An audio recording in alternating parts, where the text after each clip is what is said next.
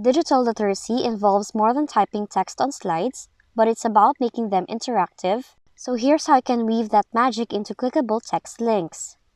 So first up, open Microsoft PowerPoint in your computer, then open your presentation.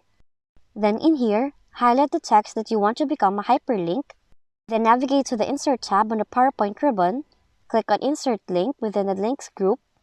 Then in the dialog box, enter the web address for the external link, or you can also choose a specific slide within your presentation. Now this is straightforward, and by transforming text into links, you weave an interactive web that leads your audience to additional insights or resources seamlessly.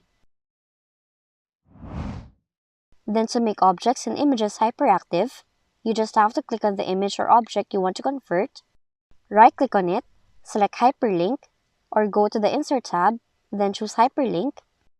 And in the dialog box, specify the destination of the link, and this could be another slide within the presentation, a document, an email address, or an external website.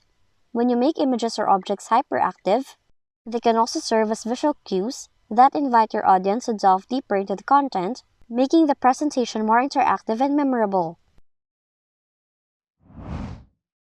You can also link different slides within your presentation.